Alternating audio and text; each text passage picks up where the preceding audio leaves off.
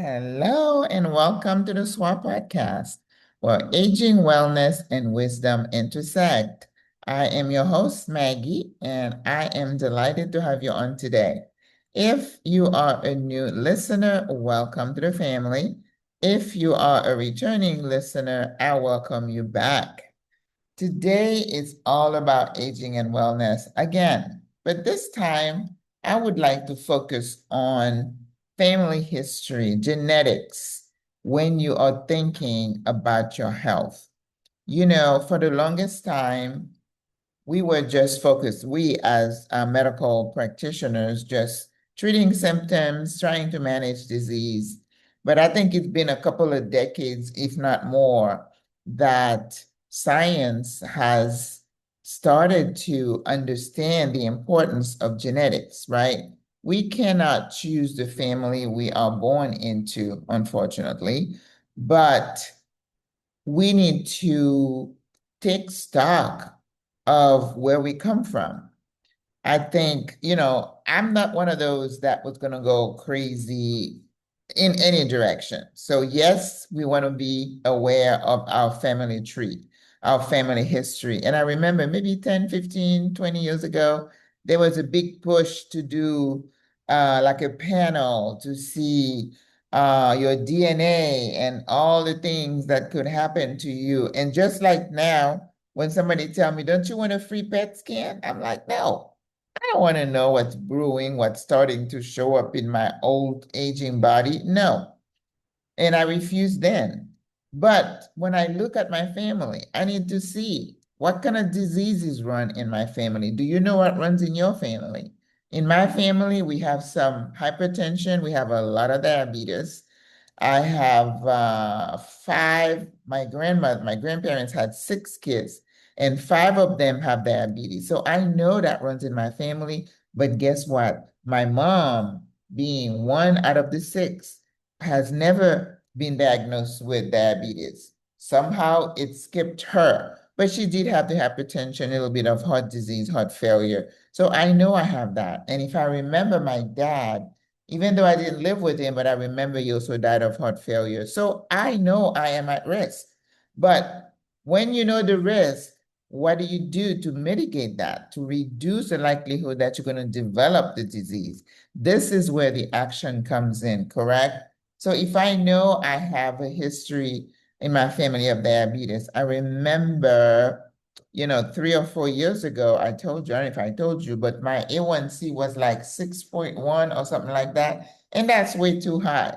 That was considered pre-diabetes. And someone, I read the doctor said, there's no such thing as pre-diabetes. Pre-diabetes is diabetes. I'm like, oh no.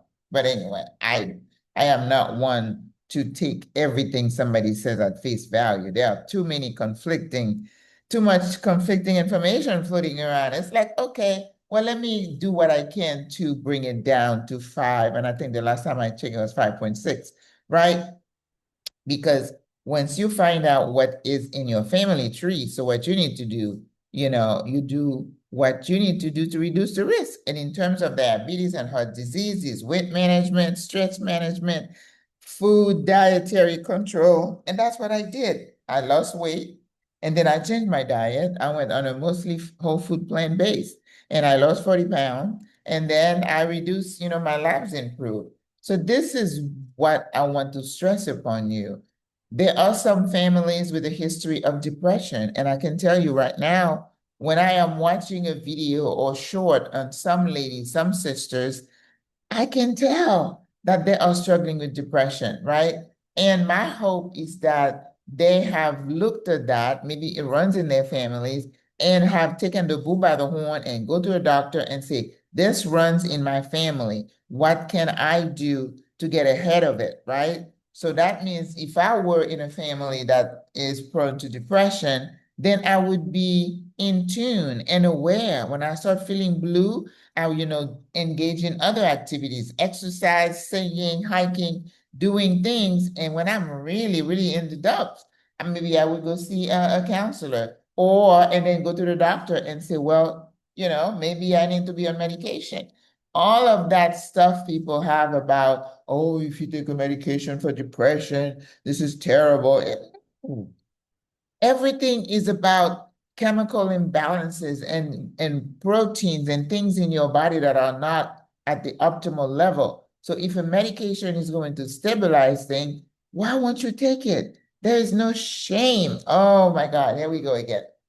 When you go and you say, oh, I'm going to pray to the Lord that he takes this away from me, but the Lord has given you medication. He's given you doctors. He's given you information that you can access and the changes that you can make. Don't sit there like a powerless person and then say, oh, well, I guess I'm going to have diabetes. No. Oh, well, I guess I'm going to suffer from depression. No.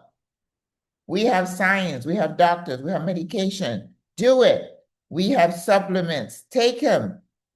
Don't be a victim. Don't have a victim mentality or laissez-faire. Oh, well, no, no, no.